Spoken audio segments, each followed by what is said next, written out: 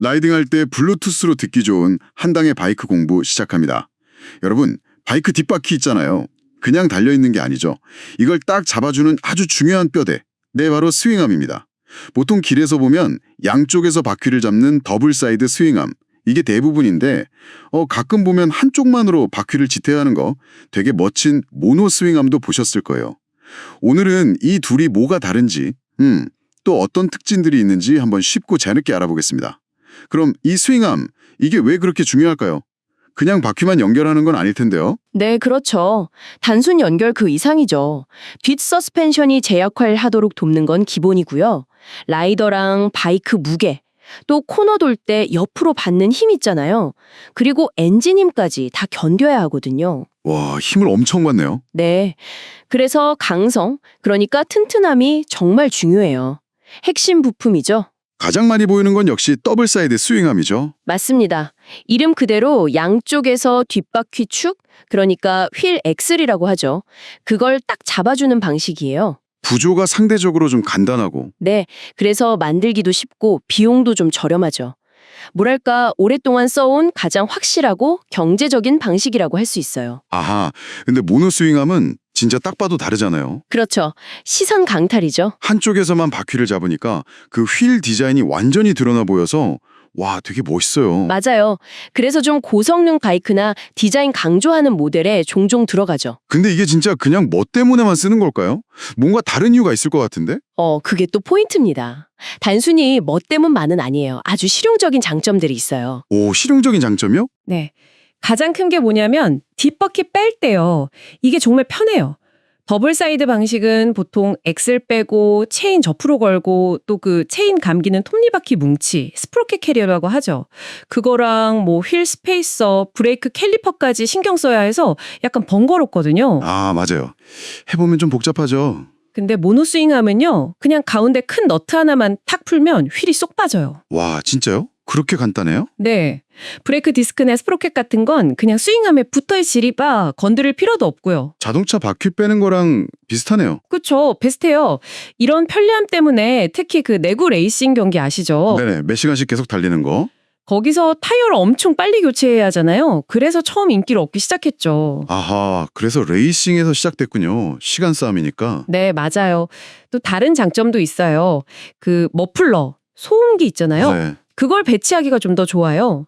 스윙함이 한쪽에만 있으니 반대편 공간이 남잖아요. 아, 그쵸. 비어있죠. 그래서 머플러를 바이크 중심에 더 가깝게 좀 더 안쪽으로 넣을 수 있어요. 오, 그게 어떤 이점이 있는데요? 그렇게 하면 코너 돌 때 바이크를 더 깊게 기울일 수 있고요. 무게중심도 가운데로 모여서 핸들링에도 뭐 미세하지만 도움이 될 수 있죠. 아, 그리고 장거리 여행 가방, 사이드 케이스 달 때도 좀 더 크거나 바이크에 착 붙는 디자인이 가능해져요. 오, 공간 활용도가 높아지는 거네요? 그렇죠. 체인 관리도 빼놓을 수 없죠. 체인이요? 네. 모노스윙함은 체인 장력 조절이나 뒷바퀴 정렬 맞추기가 더 쉬워요. 보통 공장에서 정렬 값이 딱 맞춰서 나오거든요.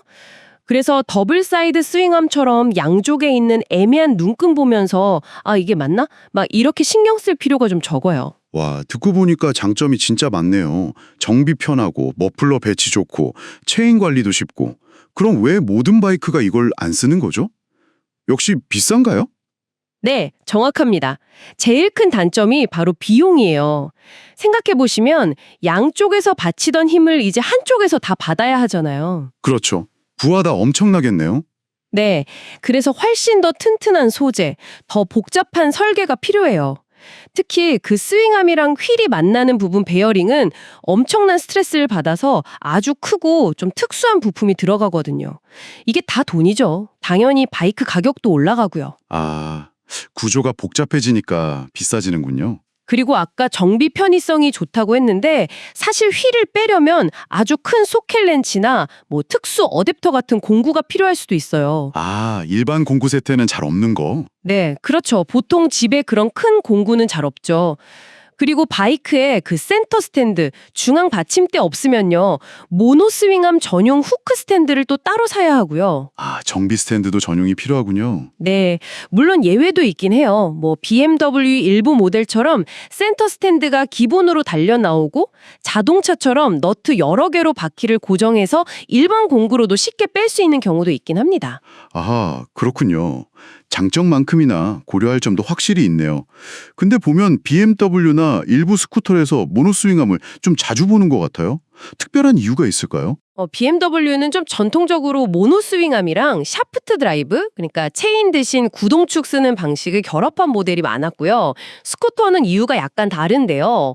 스쿠터는 엔진이랑 변속기, 구동계, 뭐 벨트나 풀리 같은 게 이미 뒷바퀴 쪽에 하나의 큰 덩어리로 묶여 있잖아요. 네, 그렇죠. 유니스윙 방식이라고 하던가요? 비슷해요. 그래서 이 구조물에 그냥 스윙암 기능까지 통합해서 설계하는 게 상대적으로 좀 유리하거든요. 그래서 스쿠터에 많이 쓰이죠. 아, 구조적인 이유가 있었군요. 그럼 마지막으로 진짜 궁금한 거. 그래서 모노스윙암이 더 가벼워요? 아니면 핸들링이 더 좋아요? 이게 제일 궁금해요. 그 부분. 논쟁이 좀 있죠. 근데 결론부터 말씀드리면 꼭 그렇지는 않다예요. 아, 그래요? 더 좋을 것 같은데? 네. 어떤 방식이 무조건 가볍다고 말하기는 좀 어려워요. 모델별 설계에 따라 정말 다르거든요. 엔지니어들이 물론 그 언스프렁 웨이트, 그러니까 서스펜션 아래쪽 부품 무게를 줄이려고 엄청 노력은 하지만요. 두 방식 간의 무게 차이가 일반 라이더가 와, 이거 진짜 가볍다? 이렇게 체감할 만큼 드라마틱한 경우는 좀 드물어요. 아, 체감은 어렵다. 네. 핸들링 성능도 사실 비슷해요.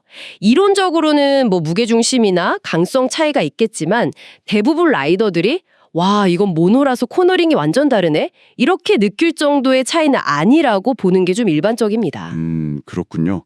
생각보다 성능 차이는 크지 않군요. 네, 그보다는 디자인이나 정비 편리성 같은 부분이 더 큰 차이라고 봐야죠. 자, 그러면 오늘 이야기 한번 정리해 볼까요?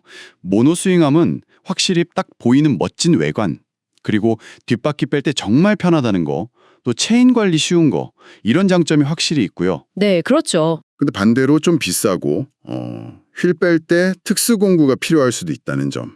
이런 건 좀 고려해야 하고요. 맞습니다.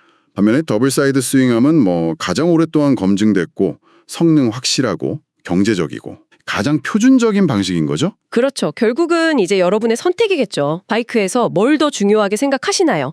딱 봤을 때 시선을 사로잡는 디자인, 아니면 정비할 때의 편리함, 아니면 뭐 익숙하고 검증된 성능과 좀 더 합리적인 비용. 네, 여러분의 MR을 보면서 한 번쯤 내 바이크는 왜 이 스윙암일까 생각해 보는 것도 재밌을 것 같습니다. 한당의 바이크 공부는 여기까지입니다. 한당 채널 좋아요, 구독 꼭 부탁드려요. 감사합니다.